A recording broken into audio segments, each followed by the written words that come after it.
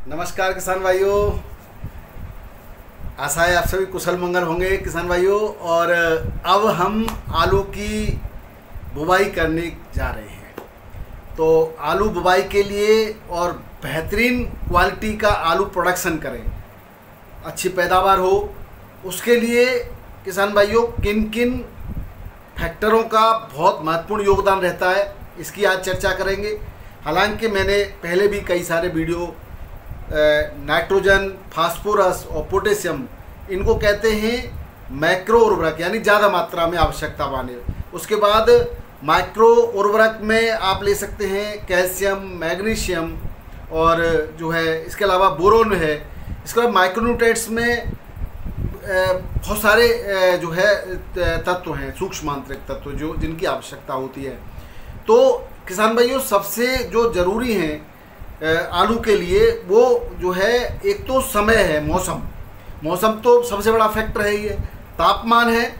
और किसान भाइयों जुताइयाँ हैं, आलू खेतों में जुताई आप कैसी कर रहे हो। और इससे भी बड़ा फैक्टर काम करता है मिट्टी की गुणवत्ता कैसी है, मिट्टी की उर्वरा शक्ति कैसी है, उसके अंदर कार्बन कंटेंट्स कितना है और माइक्रोन्यूट्रिएंट्स और मैक्रोन्यूट्रिएंट्स की कितनी मात्रा मिट्टी के अंदर विद्यमान है, वो बहुत ही महत्वपूर्ण है।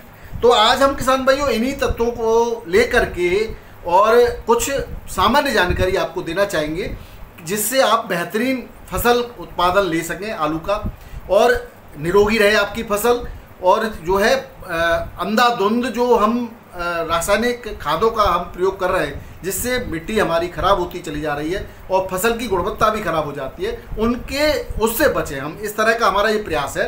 किसान भाई, मिट्टी की गुणवत्ता और मिट्टी का पीएच एक महत्वपूर्ण पहलू है। हम उर्वरकों का बेहतरीन यूटिलाइजेशन करें, यानी उपयोग करें। जो हम दे रहे हैं उसका बेहतरीन पूरा का पूरा प्रयोग हो रहा है कि नहीं हो रहा है, ये मिट्टी के पीएच और उसकी गुणवत्ता पर भी निर्भर करता है।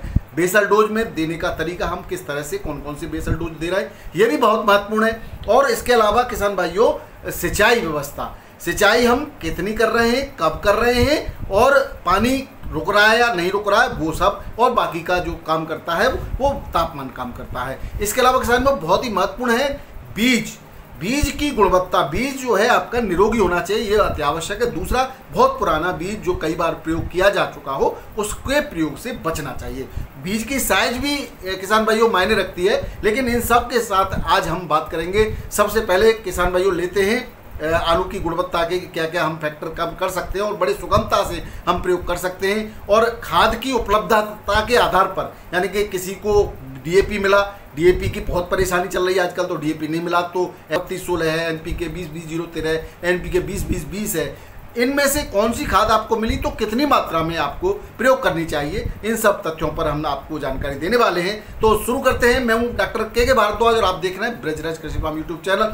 सब किसान भाइयों के खेत में चेचक का प्रयोग होता है या अन्य कार्बन की जो मात्रा है खेत की मिट्टी के अंदर वो कम होती चली जाती है, उनको न तो फसल अवशेष को जलाना चाहिए और न किसान भाइयों उसमें से फसल अवशेष को बाहर फेंकना चाहिए। उसी खेत में जुताई करके या तो डिकम्पोजर के माध्यम से या बरसात से पहले आप हरी खाद करते हैं, उस समय हरी खाद के साथ वो बेहतरीन तरह से जुताई उसके अंदर हो जाएगी। और उसके बाद जो है डिकम्पोजर आप ले लेते हो तो डिकम्पोजर डाल सकते हैं। अन्यथा अगर जुताई करने के बाद मेड़ जो बंदी है उसको ठीक तरह से कर देते हैं, खेत में पानी भर जाता है तो वो जो उसी में गल जाएगा और उसके गलने से उसके अंदर कार्बन कंटेंट बढ़ जाएगा और जैविक जो आपके मित्र जीवाणु हैं वो उनकी मात्रा भी बढ़ जाएगी और उनका भोजन होता है कार्बन। और हम अलग से भी जो भी हम खाद देते हैं उसका भी बेहतरीन यूटिलाइजेशन जो है खेती के अंदर हो पाएगा। तो सबसे पहले किसान भाइयों जरूरी होती हैं जुताइयाँ। अब हमारा जुताई का समय चल रहा है, बाकी हरी खाद और उन सब का समय निकल चुका है। तो इस समय आप गहरी जुताई कर दीजिए। जिनके खेतों में पानी नहीं है, अब सूख चुका है पानी, यानी जुताई को आ गए, उनकी गहरी जुताई करने के बाद अगर आप पलेवा लगा करके बुवाई नहीं करते हैं तो 2-3 बार अच्छी तरह से जुताई करें, मिट्टी को उखाड़ दें नीचे से, उसके बाद उसमें भारी पटेला लगा करके मिट्टी को दबा करके छोड़ दें। अब किसान भाइयों एक महत्वपूर्ण बात ये आती है कि हमें गोबर की खाद या जो हम जैविक खाद का प्रयोग करते हैं या हम जो है कंपोस्ट खाद का प्रयोग करते हैं वो कब करना चाहिए और कितना करना चाहिए। किसान भाइयों ये जो हैं आप इस समय भी कर सकते हैं, अब जो जुताई करने वाले हैं आप इस समय भी कर सकते हैं, लेकिन मैं ये कहूँगा कि अगर आपके पास पूरी तरह से सड़ी हुई गोबर की खाद है तो उसमें 2 किलो प्रति एकड़ के हिसाब से ट्राइकोडर्मा वीडी ले आएँ आप। सरकारी केंद्रों पर भी मिलता है और बाजार में भी मिलता है, जो भी आपको उचित लगे तो उसको मिला करके और अभी 8-10 दिन आप उसको छोड़ दें, बीच बीच में पट्टा लगाते रहें। 20 केजी के आसपास आप अगर नीम की पत्तियां मिला सकते हैं तो बेहतरीन काम करेगा और छायादार जगह पर उसको इकट्ठा कर दें। उसके बाद किसान भाइयों आप अंतिम जुताई जब जुताई करने जाओगे, इसके बाद आगे भी बुवाई से पहले उसको खेतों में डाल करके उसकी बुवाई कर दें, उसकी जुताई कर दें ढंग से। तो ये जुताई का तरीका होता है। इस समय गहरी जुताई अति आवश्यक है। जो आवश्यक चीज़ है वो है इस समय गहरी 2-3 बार जुताई करने के बाद पटेल लगा के खेत को बंद कर देना चाहिए। इससे पहले आप खाद डाल देते हैं कोई प्रॉब्लम नहीं, बढ़िया काम करेगा और अच्छा ही रहेगा। थोड़ी बहुत कच्ची भी होती है तो मिट्टी के अंदर दब करके बुवाई के समय तक वो पूरी तरह से पक जाती है। ये काम आप कर लेंगे।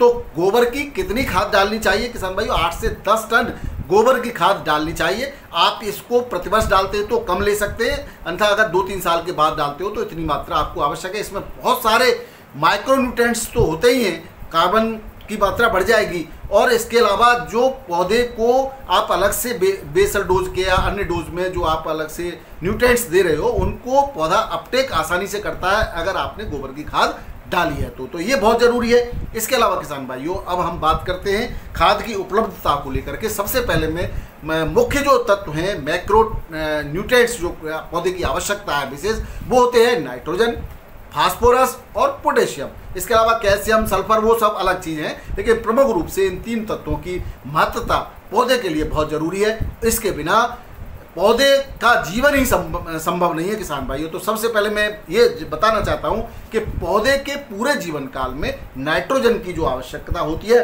उसको 100 से 120 केजी नाइट्रोजन की आवश्यकता होती है, जिसका अधिकतम भाग यानी कि 100 केजी मान के चलें या 120 केजी मान के चलें तो इसका 70 से 80% या तो प्राकृतिक रूप से मिट्टी के अंदर से जीवाणु द्वारा लिया जाता है अथवा वातावरण में जो 78% नाइट्रोजन है उसका विभिन्न चक्रों के माध्यम से पौधे को मिल जाता है। ऊपर से बची हुई नाइट्रोजन को हम देते हैं वो यूरिया जो फर्टिलाइजर है उसके माध्यम से देते हैं, जिसमें 40% यूरिया होता है। यानी कि एक पैकेट में 45 केजी का पैकेट होता है तो 20.7 केजी यूरिया की मात्रा होती है।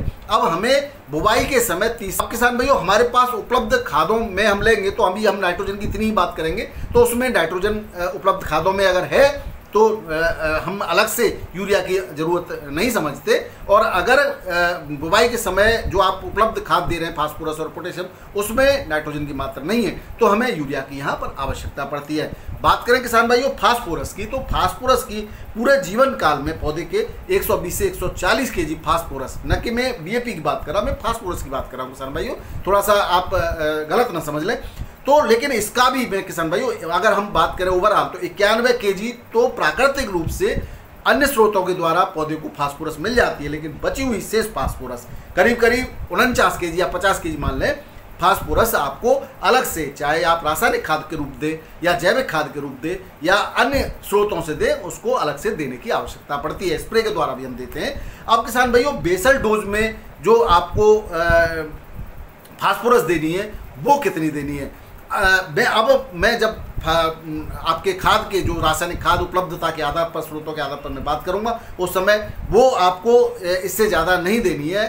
तो कितनी देनी है उसकी भी हम बात कर लेंगे। अब हम बात कर लेते हैं तीसरे प्रमुख जो न्यूट्रिएंट है, तत्व है, उसकी बात जो पोटेशियम होता है। और पोटेशियम के बिना भी पौधे का जीवन संभव नहीं है। कार्यों की बात करेंगे, वीडियो लंबा हो जाएगा, मैं बहुत सारे वीडियो पहले दे चुका हूं, आप उसमें भी देख सकते हैं, मेरे वीडियो लिंक में भी मिल जाएंगे आपको, आप डिस्क्रिप्शन में जाएंगे, लिंक है बहुत सारे, वहां पे भी आप उन वीडियो को भी देख सकते हैं, विस्तृत उसमें वर्णन किया हुआ है।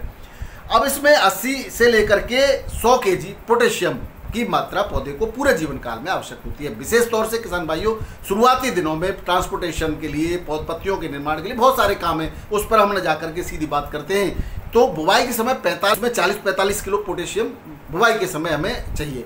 अब 45 किलो पोटेशियम कैसे उपलब्ध हो पाएगा, कैसे हम देंगे, प्रति एकड़ की बात कर रहा हूँ ये किसान भाइयों, वो उसकी हम चर्चा अभी उपलब्ध खादों के आधार पर करते जाएंगे।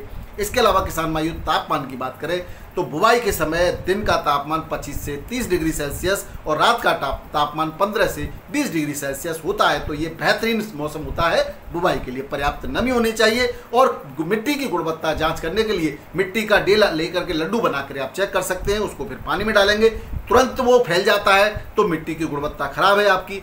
धीरे धीरे जितना ज़्यादा समय लेगा उतनी ही मिट्टी की गुणवत्ता ठीक मानी जाती है। इस तरह से मिट्टी की जांच कर सकते हैं किसान भाइयों।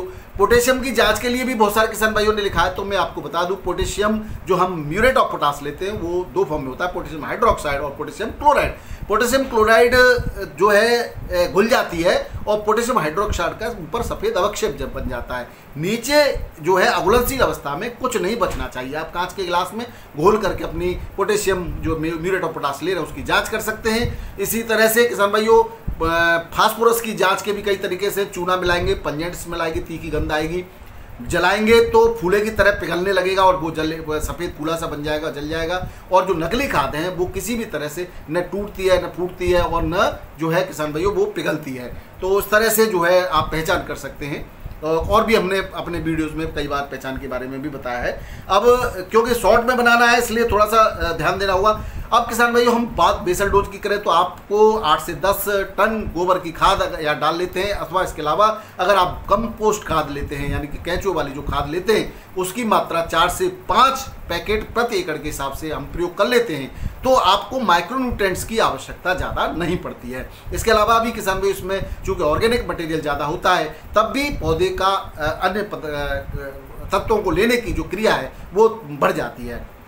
अब किसान भाइयों सबसे जो जरूरी है, अगर आपके पास डीएपी उपलब्ध है तो कितना डीएपी प्रति एकड़ देना चाहिए, ये किसान भाइयों मुख्य रूप से तो मिट्टी की जांच के आधार पर ही हम सही बात आपको बता सकते हैं। लेकिन जैसे कि मैंने आपको अभी बताया कितना प्रतिशत कहाँ से मिलेगा उसी आधार पर। लेकिन सामान्य मिट्टी में यानी कि आपने अगर जांच नहीं कराई है और सामान्य मिट्टी में हम अगर बात करें डीएपी की किसान भाइयों और 12-32-16 क्योंकि 100 से 150 केजी यानी कि 2 से 3 पैकेट इनके पर्याप्त होते हैं। अगर बहुत ज़्यादा मिट्टी आपकी खराब है, गुणवत्ता उसकी खराब है तो उसमें 1 पैकेट और बढ़ा सकते हैं, इससे ज़्यादा आवश्यकता आपको नहीं है। इसके अलावा किसान भाइयों और इसके साथ क्या लेना है, इसके अंदर बता दिया जैसे आपका एनपीके 12-32-16 लिया आपने तो 12% नाइट्रोजन हो गई, 32% फास्फोरस है 1 पैकेट के अंदर और इसके अंदर 16% पोटेशियम भी है। अगर आपको 12-32-16 उपलब्ध है तो पोटेशियम की मात्रा बाद में आपको कम लेनी होगी और 12-32-16 नहीं लिया था आपने, डीएपी लिया है तो पोटेशियम की मात्रा पर्याप्त लेनी होगी। यहाँ पर एक बात ध्यान रखने वाली है। अब किसान भाइयों इसके साथ हमने जैसे बताया सिंगल सुपर फास्फेट का भी प्रयोग करना है। तो अगर आप 3 पैकेट डीएपी लेते हैं तो आप 1 से 1.5 पैकेट एसएसपी का प्रयोग कर सकते हैं। 2 पैकेट अगर आप डीएपी लेते हैं तो इसका 3 पैकेट सिंगल सुपर फास्फेट का। ये डिपेंड करता है कि आपकी मिट्टी की गुणवत्ता, उसमें अगर कैल्शियम की आवश्यकता है तो सिंगल सुपर फास्फेट की मात्रा बढ़ा लेंगे आप। कैल्शियम की आवश्यकता नहीं है मिट्टी के अंदर, ज़्यादातर चिकनी मिट्टी में और कम पीएच वाली मिट्टी में कैल्शियम की आवश्यकता होती है, मैं आपको बता दूं। तो अगर आपकी चिकनी मिट्टी नहीं है, भुरभुरी मिट्टी है तो बलुई मिट्टी है तो उसमें एसएसपी कम देंगे आप और डीएपी या एनपीके जो है वो पर्याप्त देंगे आप। मैं समझ रहा हूँ पूरी तरह से समझ गए होंगे। इसके अलावा अब सल्फर की पूर्ति कैसे करनी है किसान भाइयों, सल्फर की पूर्ति आपको मैं बता दूं क्योंकि सल्फर सल्फेट की फॉर्म में आती है और डीएपी में फास्फेट होता है तो फास्फेट और सल्फेट को एक साथ नहीं मिलाया जा सकता। इसलिए यहाँ पर अगर आप बेसल डोज में सल्फर देना चाहते हैं तो बेंटेनाइट सल्फर का प्रयोग करेंगे आप। बेंटेनाइट सल्फर दानेदार दाल के आकार की आती है, हालांकि वो पूरे जीवन काल आपका हो जाएगा उसका आलू का, लेकिन पूरी तरह से नहीं घुलेगी, लेकिन फिर भी मैं सलाह देंगे अगर साथ मिला के देनी है तो यही आपको देनी होगी। इसकी 7 से 8 केजी प्रति एकड़ इसको आप इसके साथ मिला करके बेसल डोज में दे सकते हैं। अब किसान भाइयों आप जब बुवाई के समय दे रहे हैं तो जब मशीन में अगर व्यवस्था है तो आप डीएपी को और बेंटेनाइट सल्फर को, अगर बेंटेनाइट है तो एक साथ मशीन में चला सकते हैं। यूरिया की आवश्यकता डीएपी के साथ नहीं पड़ती है, न 12-32-16 के साथ आपको यूरिया चलाना है। अगर आप बेंटेनाइट सल्फेट नहीं दे रहे हैं, अगर डब्ल्यूडीजी दे रहे हैं 8 से 10 किलो डब्ल्यूडीजी तो वो आपको आगे पीछे अलग से देनी होगी, डीएपी के साथ मिलानी नहीं है। न कोई सल्फेट मिलाना है, न कोई नाइट्रेट डीएपी के साथ मिलाना है, क्योंकि जब भी फास्फेट उर्वरक होंगे उसके साथ नाइट्रेट और सल्फेट नहीं मिलाने, नहीं तो उनकी गुणवत्ता जो है कम हो जाती है। इसके अलावा किसान भाइयों हम एक बात और आपको सलाह देंगे, जो भी माइक्रोन्यूट्रिएंट्स आप देते हैं उनको भी माइक्रोन्यूट्रिएंट्स को आप इनके साथ मिला करके नहीं देंगे, उनको अलग से खेत में फेंकेंगे, क्योंकि उनमें भी बहुत सारे सल्फेट की फॉर्म में हो सकते हैं, वो नाइट्रेट की फॉर्म में हो सकते हैं, जो कभी कभी पता भी नहीं होता क्या क्या है, तो वो भी नहीं देंगे। अब इसके अलावा और क्या क्या हमें देना चाहिए उसकी हम बात कर लेते हैं। ह्यूमिक एसिड किसान भाइयों, ह्यूमिक एसिड भी मैं कहूँगा 15% ग्रैन्युअल फॉर्म में आता है, वो 5 से 6 kg ले लें। इसके अलावा अगर आप पोटास अलग से देना चाहते हैं, क्योंकि वहाँ अगर आपको NPK 12-32-16 यानी 16% उसमें पोटेशियम है, लेकिन DAP में पोटेशियम नहीं है, तो DAP आपको कोई भी पोटेशियम युक्त खाद नहीं है शुरुआत में लिया है बेसल डोज में, तो अलग से पोटेशियम देने की आवश्यकता होती है। तो यहाँ पर दो आपके पास विकल्प होते हैं, एक तो म्यूरेट ऑफ पोटास की फॉर्म में पोटेशियम क्लोराइड भी होता है उसमें, और पोटेशियम ऑक्साइड भी होता है। तो पोटेशियम क्लोराइड जो है वो किसान भाइयों मिट्टी के अंदर लीचिंग यानी कि उसमें क्षारीयता बढ़ाता है। तो जिनकी क्षारीय मिट्टी है और जिनकी चेचक वगैरह रोग का प्रकोप बढ़ जाता है या जड़ वाले रोग आते हैं, तो वो MOP से बच सकते हैं, MOP को न दें, वो सल्फेट ऑफ पोटास SOP को प्रयोग करें। SOP थोड़ा महंगा आता है, लेकिन वो 100% यूटिलाइज हो जाता है, तो उसकी मात्रा भी आपको कम देनी है। तो SOP आप 15 से 20 kg लें इस स्थिति में जब आपने वहाँ पर सल्फर नहीं है उसके अंदर, और आप 50 kg के आसपास MOP दे सकते हैं। अगर SOP दोनों में से कोई भी एक विकल्प के तौर पर आप प्रयोग करेंगे। अब किसान भाइयों, आपके खेतों में बहुत सारी सुंडी आती है, गिडार आती है, छेद हो जाते हैं आलू में, या फंगस आता है, नीचे जड़गलन आ जाती है, तो उसके लिए आप एक कीटनाशक, एक फंगीसाइड भी आप बेसल डोज में प्रयोग करते हैं, तो वो भी यहाँ पर आपको लेना पड़ेगा। लेकिन यहाँ पर दो तरह से आपको प्रयोग करना है किसान भाइयों। एक तो अगर आप जैविक कीटनाशक ले रहे हैं, जैसे कि आपने बिवेरिया बेसियाना लिया है, बेसिलस सबटिलस लिया है, या ट्राइकोडर्मा विरिडी लिया है, या ट्राइकोडर्मा हार्जेनियम लिया है, कोई भी इनमें से लिया है, तब आप रासायनिक कीटनाशक जो कि बहुत तेज होते हैं और फटेरा वगैरह जो आते हैं, दीमकनाशी आते हैं, वो आप बिल्कुल भी प्रयोग नहीं करेंगे।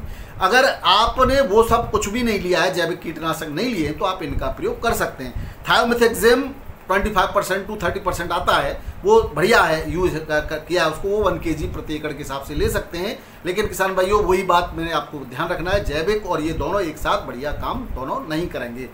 किसान भाइयों, बायर का अल्ट्रा आता है, वो भी बढ़िया प्रयोग में आता है, वो भी आप ले सकते हैं बेसल डोज में। अगर आपके खेत में मिट्टी में गिडार है या कीट है या दीमक है आती है, तो इनका प्रयोग आपको लेना चाहिए। किसान भाइयों, एक यहाँ पर महत्वपूर्ण पहलू ये है कि अगर चेचक से बहुत सारे किसान भाई परेशान है, बहुत सारे किसान भाइयों ने हमें लिखा भी है चेचक के लिए बहुत सारा, हमने अलग से चेचक पर 2 वीडियो दे रखे हैं, पूरी तरह से आप उसमें चेचक के बारे में समझ जाएंगे और प्रयास कर सकते हैं। फिर भी अगर आपने कुछ नहीं किया तो यहाँ पर आप चेचक अगर आपके खेतों में आती है तो 100 से 200 kg गोबर अलग से रख लेंगे आप, उसके अंदर 2 kg ट्राइकोडर्मा विरिडी मिलाएंगे और उसको 7-8 दिन आप उसका साइकिल घुमाएंगे, उसको गीला करते रहेंगे। गीले टाट्स के कट्टों से आप ढक देंगे उसको और छायादार स्थान पर रखेंगे। 20 kg इसके अंदर आप वो भी मिला लेंगे, जो है नीम की पत्तियां या नीम की खली भी मिला सकते हैं आप 4 से 5 kg। ये सब मिलाने के बाद 8-10-15 दिन की साइकिल होने के बाद ये भुरभुरा हो जाएगा, इसके अंदर दाने नुमा बन जाएंगे, यानी कि इसमें जो ट्राइकोडर्मा विरिडी है वो पूरी तरह से पनप जाएगा। इसके अलावा एक अलग से ढेरी बना करके उसमें बेसिलस सबटिलस मिलाएंगे। इन दोनों को मिलाने के बाद अंतिम जुताई में आप इसको मिला करके खेत में दे देंगे।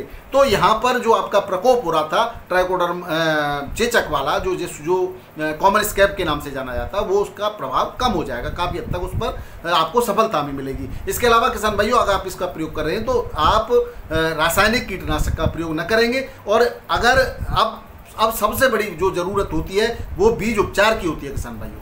बीज उपचार आपको जरूर करना है, और बीज उपचार आप केवल स्प्रे, जिन खेतों में ज़्यादा मिट्टी जनित रोग आते हैं उनमें आप केवल स्प्रे करके तीसरी नहीं करेंगे।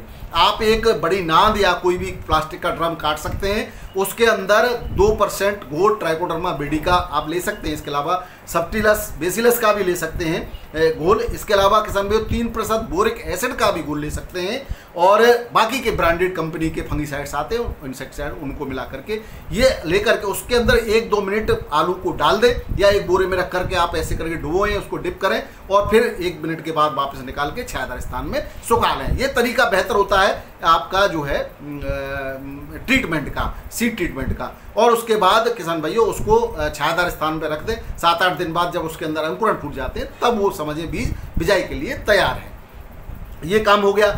अब किसान भाइयों बहुत सारी चीज़ें ये हैं कि आपस में मिलाने का जो सिस्टम है वो बहुत गड़बड़ होता है किसानों का। तो पोटास को कभी कभी हम यूरिया के साथ, जब हमें मान लो हमें डीएपी भी नहीं मिला और आपका मान लो ट्रिपल सुपर फास्फेट के साथ हमें बुवाई करनी है, तो अब उसमें टीएसपी के साथ हमें बुवाई करनी है तो यूरिया की आवश्यकता होगी। तो यूरिया को टीएसपी और इनके साथ एमओपी के साथ मिला करके हम दे देते हैं। ये हमारी गलती होती है किसान भाइयों। न तो आपको यूरिया को एमओपी के साथ मिला के देना है, न टीएसपी के साथ मिला के देना है। या तो आप यूरिया को जुताई से पहले डाल दें, या फिर किसान भाइयों अगर कभी कभी एमओपी के साथ मिलाना हो तो तुरंत मिला के तुरंत फेंकना चाहिए, उसको सीलने से पहले। अगर वो सील जाता है तो आपस में रिएक्शन हो जाती है और उसके दोनों के ही प्रभाव कम हो जाते हैं। तो ये ध्यान रखेंगे आप। इसके अलावा नाइट्रेट और सल्फेट और फास्फेट उर्वरक तीनों को एक साथ, नाइट्रेट भी नहीं मिलाना सल्फेट के साथ और सल्फेट के साथ फास्फेट भी मिलाना है, तीनों को अलग अलग ही देना है। इसके अंदर किसान भाइयों हम जानते हैं कैल्शियम नाइट्रेट कोई कोई किसान भाई देते हैं बुवाई के समय, अगर और अमोनियम सल्फेट भी दे देते हैं, तो इन दोनों को एक साथ नहीं देना है। डीएपी के साथ भी कैल्शियम नाइट्रेट या अमोनियम सल्फेट को नहीं देना है, और सल्फेट की फॉर्म में जितने भी माइक्रोन्यूट्रिएंट्स आते हैं उनको भी डीएपी के साथ में नहीं देना है। ये ध्यान रखेंगे तो आपको पूरा, आप जितना भी मात्रा आप अपने खादों की दे रहे हो किसान भाई, अभी तक हम देखते हैं कि बहुत ज़्यादा हम मात्रा बढ़ाते चले जा रहे हैं लेकिन प्रभाव फसल पर कम होता जा रहा है। उसका कारण ये है कि हम कहीं ना कहीं बेसल डोज में एक दूसरे को देने के साथ साथ गलतियां करते हैं, खादों को मिला देते हैं। तो कभी कभी, और एक और किसान भाई, जिंक सल्फेट का प्रयोग भी बेसल डोज में किया जाता है, और वो भी लोग फिर उसके बाद फास्फेटिक उर्वरक दे देते हैं, डीएपी देते हैं या एनपीके दे देंगे या और भी टीएसपी दे देंगे, एसएसपी दे देंगे। जिंक के साथ कभी भी इनका प्रयोग नहीं करना है। तो हम यहाँ पर बेसल डोज में मैं ये कहूँगा कि आप जिंक सल्फेट का प्रयोग न करें। या तो आप जब अभी जुताई करने वाले तो अब डाल दें जिंक सल्फेट उसके अंदर, तो या फिर आप जब पहला यूरिया देंगे आप 30 दिन के बाद, उस समय भी जिंक सल्फेट का प्रयोग कर सकते हैं। तो इन चीज़ों का आप ध्यान रखेंगे। अब किसान भाइयों में इसके अलावा माइक्रोन्यूट्रिएंट्स की थोड़ी चर्चा कर लेता हूँ, कौन कौन से माइक्रोन्यूट्रिएंट्स की आवश्यकता होती है, जो किसान भाई अब 8-10 दिन पहले भी जब जुताई करें, इनमें भी आप उनका प्रयोग कर सकते हैं। वो आपकी फसल में जब तक सुरक्षित बना रहेगा और आपकी फसल में भरपूर काम करेगा। जिसमें मैग्नीशियम सल्फेट अगर लेते हैं तो 2 से 3 kg आप मैग्नीज सल्फेट, माइक्रोन्यूट्रिएंट्स है मैग्नीज सल्फेट MnSO4 2 से 3 kg, मैग्नीशियम सल्फेट 8 से 10 kg। इसके अलावा फेरस सल्फेट, फेरस के लिए, आयरन के लिए 5 से 7 kg। ये अगर आप मिला के अभी डाल दें खेत में तो कोई भी जाइम की आवश्यकता नहीं है अलग से लाने की। माइक्रोन्यूट्रिएंट्स के बैग जो आते हैं उनको लाने की आवश्यकता आपको नहीं पड़ेगी। ये सस्ता जुगाड़ है। बाकी बहुत सारी ब्रांडेड कंपनियों के माइक्रोन्यूट्रिएंट्स आते हैं, जाइम के नाम से बहुत सारी चीज़ें आती हैं, वो भी आप दे सकते हैं जो भी रिक्वायर्ड मात्रा है। तो सस्ता और सही तरीका जो है आपको पता है मैंने क्या दिया है, कितनी मात्रा में दुआ है माइक्रोन्यूट्रिएंट की फॉर्म में, और वहाँ से जो आप लेके आ रहे हैं उसमें जो कंपनी लिख के दे रही है बैग के ऊपर वो आप पढ़ सकते हो। बाकी आपको सही नहीं पता कि क्या है उसमें, तो ये अंतर है। अगर आप ये मिल जाता है सुगमता से, आप इनको दीजिए किसान भाइयों, वहाँ से कोई भी माइक्रोन्यूट्रिएंट्स का बैग लाने की आवश्यकता नहीं है। ओवरडोज से भी बचना है, ज़्यादा देने से लाभ नहीं होगा। बहुत सारे किसान भाई कहते हैं कि डॉक्टर साहब ने तो 2 किलो बताया था, मैं 5 किलो दे दूँ, नुकसान भी हो सकता है। ये सब चीज़ें मिट्टी की गुणवत्ता जांचने के बाद देनी चाहिए, तो हम उसका सही कैलकुलेशन कर सकते हैं। अभी हमारी अनुमानित चीज़ें हैं और उसके हिसाब से हमने मात्रा बताई है। तो मिट्टी अगर खराब है तो फास्फोरिक उर्वरक की बढ़ा सकते हैं। ये इस तरह से आप प्रयोग कर सकते हैं किसान भाइयों, निश्चित रूप से आपकी फसल में गुणात्मक परिवर्तन नजर आएंगे। इसके अलावा किसान भाइयों माइक्रोन्यूट्रिएंट्स के लिए आप 12 से 15 kg सरसों की खली का भी प्रयोग कर सकते हैं। बेसल डोज में आप किसी भी समय इसका प्रयोग कर सकते हैं। अभी जुताई में डाल सकते हैं, बाद में डाल सकते हैं, बुवाई और उसके बाद जो यूरिया देते हैं उस समय भी हम प्रयोग कर सकते हैं। तो ये अगर आप कर लेते हैं तो मैं समझता हूँ बेसल डोज में आपको अन्य किसी चीज़ की आवश्यकता नहीं पड़ेगी। अब हम किसान भाइयों बात करते हैं, आपको मैंने डीएपी और जो है आपको NPK 12-32-16 की उपलब्धता के आधार पर ये जानकारी दी। अगर ये नहीं मिला आपको मिला है 20-20-0-13 NPK, क्योंकि इसमें 20% नाइट्रोजन है, तो आपको बेसल डोज में कोई भी यूरिया नहीं लगाना है।